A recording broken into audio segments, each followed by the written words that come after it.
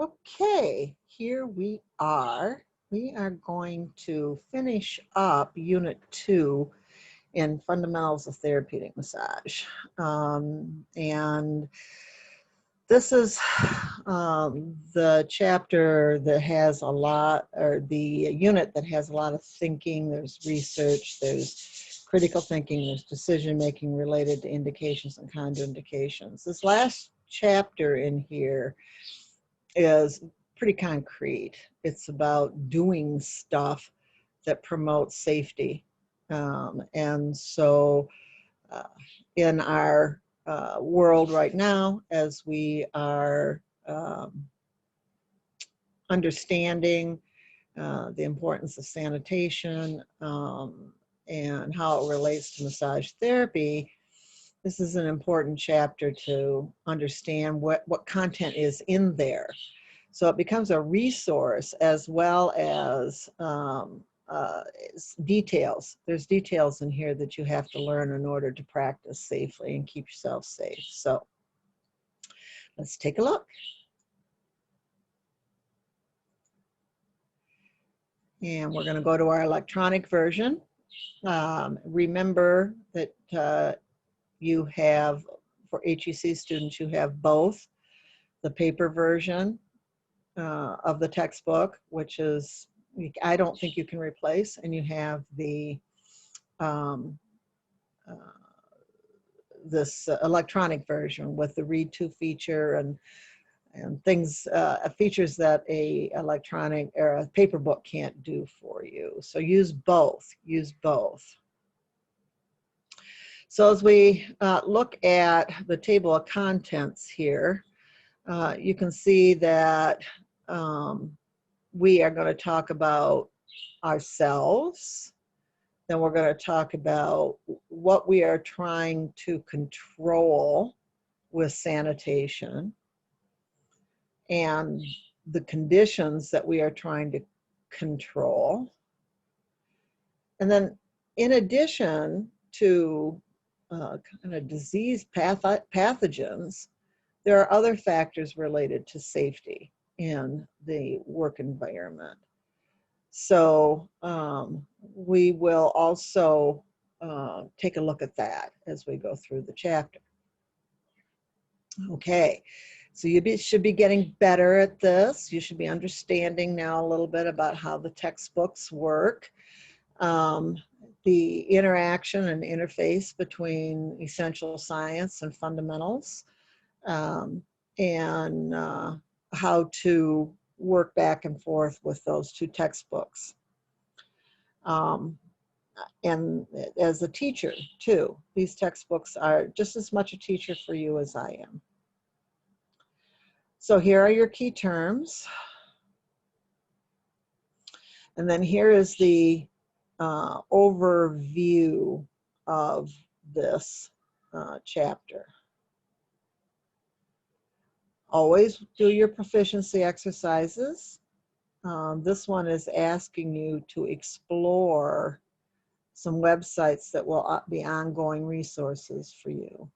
And I particularly like Medline Plus.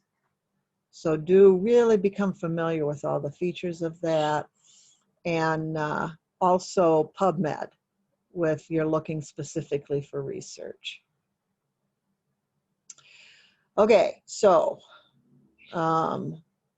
we are being looked at as a representative of professionalism, which includes our own health, hygiene, and appearance. And so we all of us already know this stuff, even if we resist it. So we all know smoking's not good. As a massage therapist, if you smell like a smoker, it's going to be problematic. We need to look professional. And there's a lot of different ways to look.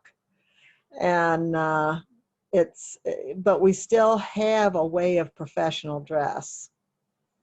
And we want dress that allows us to move freely, and we also want to have our clothing, our uniforms be able to be easily laundered appropriately, so that we are maintaining sanitation as well. So whether it's scrubs or it's a polo and a dress khaki type pant, just remember that this is as much of a reflection of our professionalism as well as a practical aspect and how we are maintaining safety in the environment. As professionals, we do not want anything in our body that is going to alter our consciousness, so that, because that will alter our decision making. So, I mean, this kind of sort of speaks for itself. Prescription drugs, if you're taking something, you may need to really, especially if it's new to you, you may have to understand how your body responds to that. And oftentimes after a period of time, that prescription medication, you'll acclimate to it. So, but alcohol, recreational use of marijuana, opiates, these all are in this class of altered state of consciousness, which interferes with our ability to make good decisions with our clients. Hygiene. One of the main reasons why people do not come back to a particular massage therapist is they have body odor or breath odor. So somehow or another, you're going to have to figure that out. Now, one of the upsides of wearing a mask is that it does mitigate a bad breath or a breath odor situation. You know, the client isn't going to smell that as much. And with the client wearing a mask, you're not either. But extreme body odors and breath odors can be an indication that there's something not functioning right in your body, and you should have it checked as well. So good hygiene here, really important. So I had to take a real look at this edition of the textbook on tattoos, piercing, jewelry, and body art. And when I look at these individual expressions of what we find important or what we find pleasing to ourselves, I can put nails in here too. It always goes back to me to two things: safety and sanitation. So jewelry and piercings collect debris and can also cause injury. But tattoos and body art, unless they're new, do not pose any kind of a threat. So the primary recommendations in this textbook have to do with safety and sanitation. But you can't discount people's right, wrong, or indifferent opinion of how you present yourself, how you look, with your hair, which needs to be pulled back and off your face, but we can do some pretty creative things with our hair, and body art. So the more you move away from typical in your appearance, the more likely that there are going to be a smaller demographic of clients that are comfortable with you. And you can make that decision on your own on how much you want to limit client comfort, therefore client numbers in your professional practice. I do think that people are becoming more understanding or less or more tolerant of body art tattoos, as long as it's not offensive.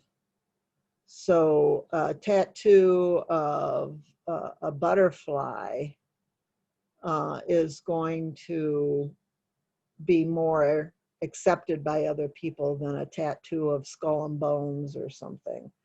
So should you want to have body art, either make sure your clothing can cover it, or it is, if it's where it shows, that it's not going to put people off, unless that's your intent. And if that is your intent, then know that you're going to limit your client base.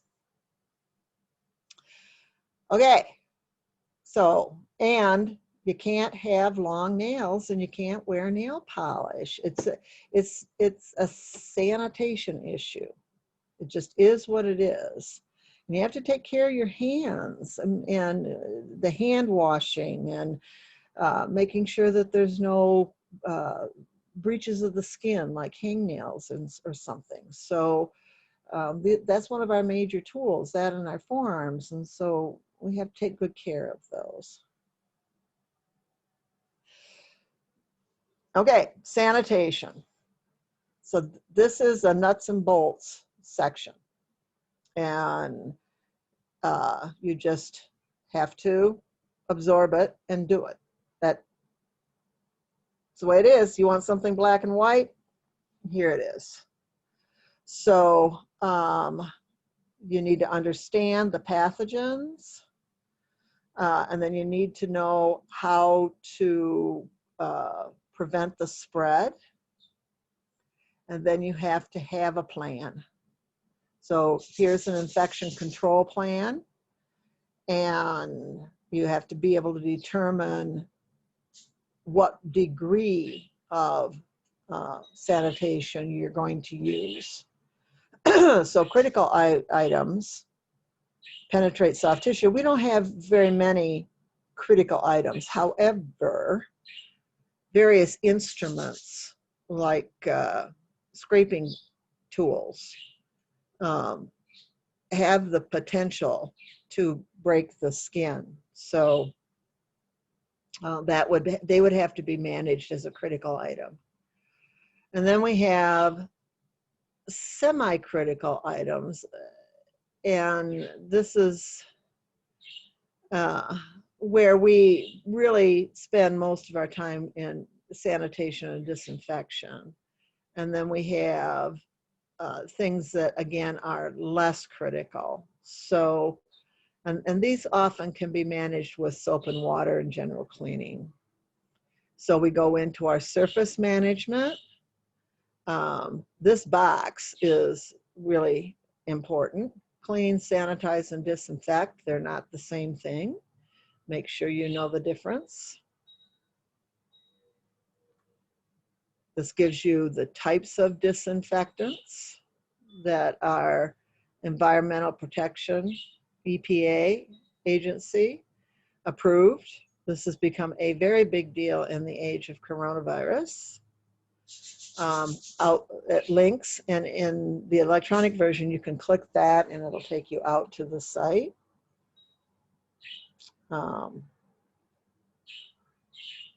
Always look at the mentoring tips. This one's challenge you to think about whether I should work or not, depending on if I'm sick or not. And if I don't feel well, but it's non-contagious, what does that mean? So we should always be performing to standard precautions, which were developed by the CDC. And these boxes in this part of the chapter are very specific.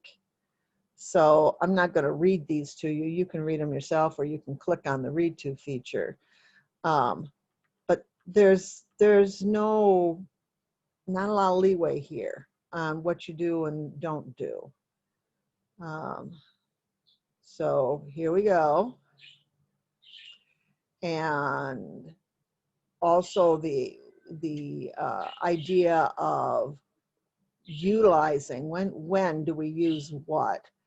And in the age of this pandemic, the idea of personal protective equipment has really come to light. So personal protective equipment prior to the pandemic was related to situations, usually in a medical setting, where people were very immune compromised or the condition was very contagious. Now it's everywhere. And so the personal protective equipment is general use. And whether it is gloves or shields or masks or smocks or gowns or whatever here, it's now not a unique situation, but it's a common situation. So you're going to have to continue to watch the CDC requirements about what's recommended for massage therapy, and masks. Masks are really, really, really important, and the type of mask, and hand washing, and for us all the way up. Very, very, very, very important. You cannot slack on that. So this is talking about gloves and when to use gloves. These are, this is box right here is specific for standard precautions and transmission-based precautions.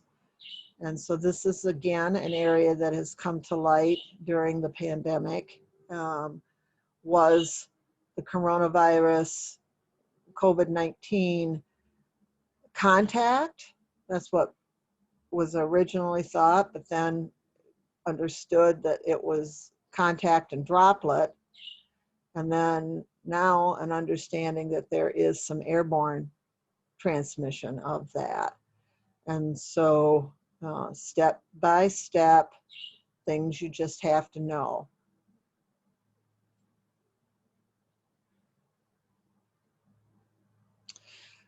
Very specific instructions on hand and forearm washing, masks, eye protection, and face shields. Now, this textbook came out just before the pandemic. And so the content is here. The recommendation for use was pre-COVID. And so now we have to use this stuff in general practice as opposed to unique circumstances. So putting on PPE is called donning, and there's a sequence that you use with that. And taking it off so that you're not spreading pathogens is called doffing. And there's a sequence for that as well. The Centers for Disease Control has some unique information about that. And if you just Google donning and doffing of personal protective equipment, you'll be able to find resources to show you the sequence of that. Okay, then we have our cleaning procedures and recommendations on that. For the coronavirus, COVID-19, it is the 10% bleach solution and alcohol. That there are other products, certainly, but they have to be approved for coronavirus. You can't use essential oils and stuff for this. And then here it talks to you about specific cleaning recommendations and another box, how to clean, step by step. Specifics on hand hygiene. There again are excellent hand washing videos that show you the whole procedure for that. Make sure that you find those. And again, just a general search on Google and or CDC will give you implicit specific instructions on how to do this. Also, the idea of respiratory hygiene and cough etiquette, especially with droplet and aerosol transmission, has become even more important in our awareness. So prior to the COVID pandemic, a lot of focus on disease transmission was on HIV, hepatitis, tuberculosis. These still exist. Tuberculosis is a big issue. All of the protective behaviors, all of the procedures that we talk about up here will be used to prevent transmission, either you giving it to somebody or them giving it to you, for these conditions. So you got to understand a little bit about what it is. HIV and AIDS, which is still active. Hepatitis, which are also viruses and are really contagious. Tuberculosis is one of the worst as far as contagion is concerned, and coronaviruses. And even though this was written prior to COVID-19, just before it came out, just before this, coronaviruses have been around. So it's still considered, it's in the network of things that we should have been doing all along. And then we have our bacterial infections that are medication resistant. And this is a difficult one, C. diff. Usually people pick that up from a hospital or a long-term care facility. But if you've taken antibiotics for a long time, it destroys the bionome in the gut, including the large intestine. Noroviruses are the ones that you often hear of that cause severe gastrointestinal symptoms. Sometimes these will show up like on a cruise ship or something. And then the CDC is your first stop for staying up to date with all of this. Okay. Nuts and bolts, bullet points. Now let's look at fire safety and premise safety. So we want to make sure our environment is hazard-free as possible. So trips and falls, ice in the winter if you live in an area that can ice up, tripping over rugs and cords and all of that. And I have a visual issue, I have a funky knee, and I have an inner ear condition, which makes me a little dizzy. I fall a lot. And so I'm very aware how important it is to be able to move safely in an area or in an environment.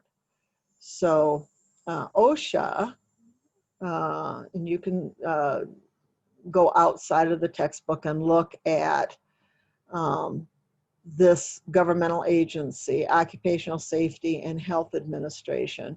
Take a look at their recommendations for premise safety. So here is your checklist. And you can just use this to go around, use this to go around the school and see. You'll probably find something, and then we'll correct it. Oh, cat just jumped over there, and the reason for that is because there is a squirrel just outside the window that is driving the cat crazy. Okay, we're back. All right, so what happens with this, the health and safety issues is that it's really concrete, bum, bum, bum, bum, but it's boring and it's tedious and we get slack. We get, start to shortcut. And so if we don't have these regular checks, we'll fall back into maybe not washing our hands for 20 minutes or 20 minutes, that'd be a long time, 20 seconds or well, I don't have to wipe down that particular switch or whatever it is. So that's the problem with this, is that it's so repetitive that we can get sloppy. So I did this. This stuff is from like OSHA or whatever, but I took that information and applied it specifically to massage therapy. Okay, this gives you some ideas on how you can reinforce this information. And then you also have, sometimes a box will cut something here. So what happens if something occurs? What do you do? And so you need to report it. You need to have an incident report. And right here are the bullets about what you have to have on that. And have a file where you keep track of all of this. And this can be paper or electronic. We also need to pay attention to ergonomic considerations and safety. This is talked about more in chapter 8, but this has to do with the size of a room and the ventilation in the area and the height of the table and ways that we can organize our environment so that we work safe. And two of the areas that I think that are most problematic for massage therapists is, well, to overarch that, we have not had any formal professional recommendations on this. However, the Massage Therapy Foundation did do a preliminary study, and I was on that committee, and they hired an actual ergonomics firm, thank goodness, to come in and take a look. And the results of that have yet to be formally released as I am speaking to you right now. But I can tell you that the recommendations we have in the textbook are consistent to what the ergonomics firm found. So I was happy about that. So it's table height and room size, and you're going to read as you get to chapter 8 that you need at least 10 by 10 size room, and you need a table that can adjust high enough. It's not a problem with it going low enough, but high enough. And the recommendations are for a hydraulic type table that will adjust. Those are expensive and they are not portable. So those are the limitations on that. But generally a table that's a little bit higher is better than one that's too low. You'll read about that in chapter 8. Unfortunately, we also have to talk about workplace violence. It's rare in our nurturing, compassionate environments with therapeutic massage, but it can be insidious and it does occur. So this is where we talk about different types of harassment. This will probably show up as a discussion on one of our Zoom meetings because it is so pervasive and sometimes runs under the radar. So we got to really be aware of the undercurrent of conditioning we have had in our life that creates this implicit bias or these activities that are detrimental to others as well as ourselves. So intimidating, harassing, bullying, especially bullying, conflict with customers, that's going to happen. How are you going to deal with that? So, you know, these bullet points are something that we will address and have been addressed in the textbook back in chapter 2. So, tells you what to do if you notice these situations occurring. And then also a risk for workplace assault. And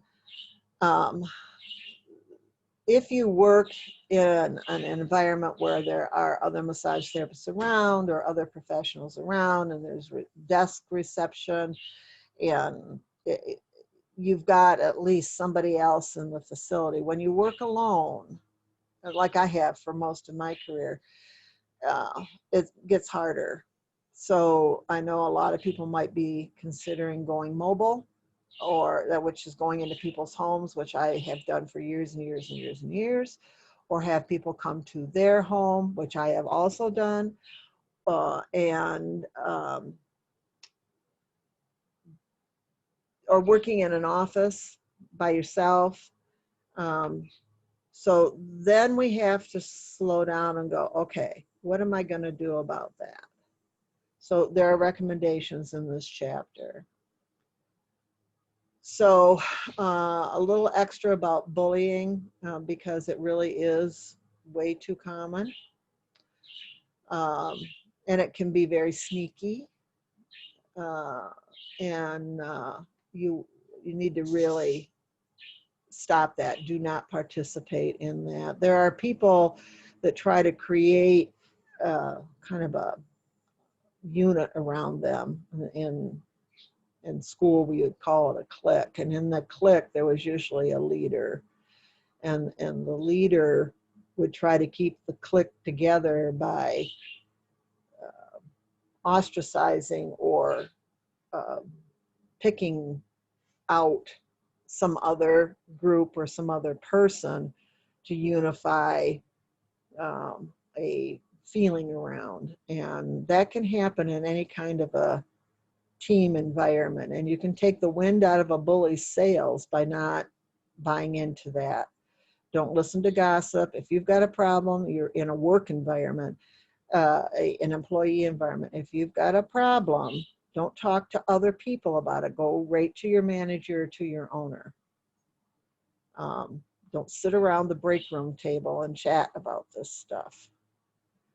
And then we've got some things, recommendations here about preventing and how to avoid, and also recommendations on how to create a safe room where you can go to that has some equipment. And lots of times that could be the bathroom, and where we can lock a door. And so you want to pre-think, what would you do if the work environment became unsafe? Then it goes into talking about what happens when violence does occur and how we respond afterwards. And this is, you know, something that we have to stop and consider. We've had this, it wasn't a violence, but it was a fear situation, and rightly so, in the beginning with the COVID pandemic, is that what do we do? You know, how do we initially respond? But the lingering effects that occur after that, about how safe you feel in any kind of environment. And then there's sexual harassment. And this is well defined on what this is, and it's just not tolerated. Don't do this. Don't do this stuff, and don't allow this stuff to be done. It's easier said than done, though, however. Written policies, making sure that you respond quickly to this and don't let it perpetuate. Practice what you're going to say. Use forms that people sign. Have appropriate and inappropriate behavior, just like you do now for the pandemic. You know, wear a mask, wash your hands, use hand sanitizer. Uh, Same with the potential for sexual harassment. Gives you some key ideas about what to do and why it occurs. You know, talk with each other about this, role play this. Give yourself a chance to pre-think what you would do in this type of a situation.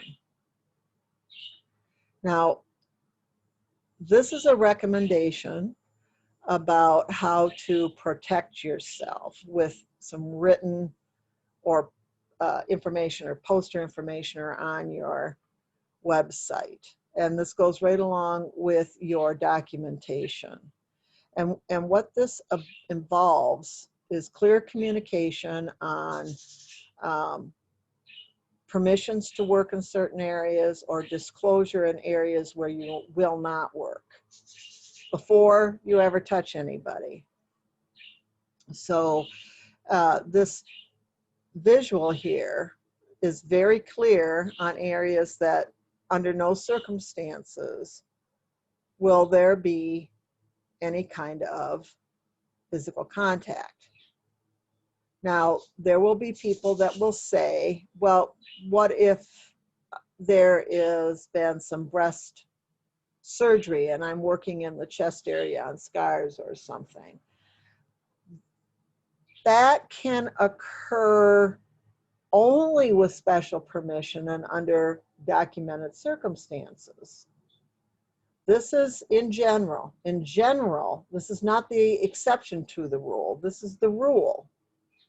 And then there can be a few exceptions to the rule. So in general, we don't touch the breast tissue directly. From the pubic bone down to just going into the thigh, we don't touch this area on either side of the body. It's just here, look, these are the areas I'm not going to touch. Done. Don't ask. And these areas are always draped. Okay, so now the question is, well, what if this is a man? We still don't directly work on the breast tissue, the nipple area. We are more tolerant of not of males going bare-chested. So if you want to be most accurate, you would do this regardless of gender. And we also have to be aware that there's gender fluidity as well. And we need to really communicate effectively around these issues. So this is non-negotiable. The areas that are excluded are not directly related to most anything that we would do as massage therapists. We can still get to the hips. We can still get around the sacroiliac joint here. We can still get to the abdomen. So there you go. And then it tells you what to do if somebody is inappropriate. And if you feel uncomfortable, if you don't feel okay, then this is what you do.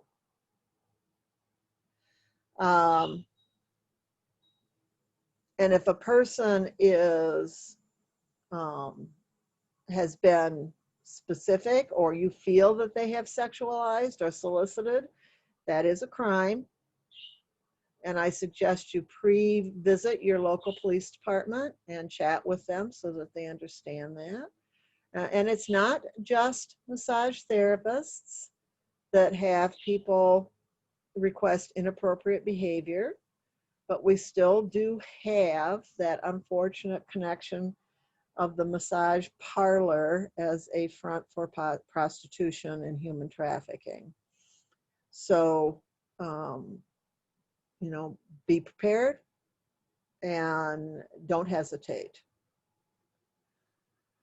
Okay, then we talk about prevention here on how to, the way you present your appearance. That's why I recommend scrubs as a uniform, because it has a very distinct communication that it is putting forward. And make sure you do a thorough intake. Make sure you have materials posted very visually. Make sure that this is clearly stated on your website, and be very succinct, and don't apologize for that. Then we talk about appropriate behavior for all massage therapists, because sometimes, and it's mostly males, get into a situation where their actions are misunderstood, and they might be falsely accused. And right, wrong, or indifferent, it does not matter. It is what it is. Male massage therapists have to be extraordinarily meticulous with their behavior. And clients also need to be informed about what's appropriate and what's not appropriate, and taught how to report, so that we can begin to move beyond this connection with harassment in the massage therapy community. So here is a safe therapeutic touch policy. And you can use this as a platform. You can just pick it up and use it. But you can use it as a platform for discussion with your clients, for written material. So, you know, it's pretty black and white here for you. Okay, and here we talk about the vulnerability of male massage therapists. And if somebody has reported inappropriate behavior of a massage therapist, usually against a male, that doesn't mean that female massage therapists have not been inappropriate. It just means that it doesn't get reported. So, is what it is. Okay. So make sure you make full use of your Evolve content, which is posted for you on Canvas. Do double check and reach outside of your textbook to these various organizations and websites. And take your questions that you have to do here, or for discussion and review.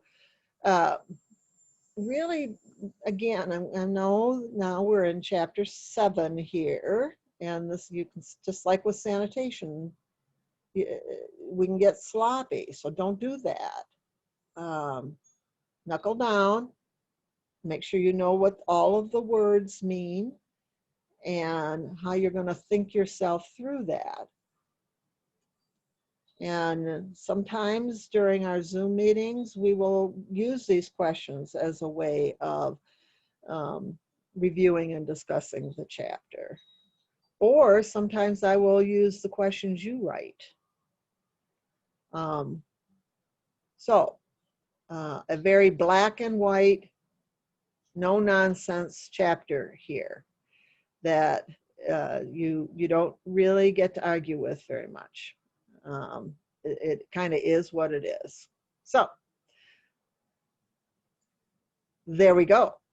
Now that ends this unit, and we'll be heading into unit 3, which is going to be focused on things that we actually do with massage. Chapters 8, 9, 10, 11, 12, as we go through the textbook. At Health Enrichment Center, units 1 and 2 are taught at the same time that unit 3 is taught. So there's a theory and practice part, and then there's a massage skill development part that are happening pretty much at the same time. When we are doing Zoom work, it's more on the theory and practice idea, or the anatomy, physiology, pathology, indications, contraindications. But there are supplemental YouTube videos for you on the school channel that are going to reinforce that skill set, along with videos that were produced in conjunction with the textbook. So there's lots of reinforcing material to support the hands-on. So there we go. And this particular chapter is also reinforced by your science studies. So equally important, don't favor one over the other. And ta-da!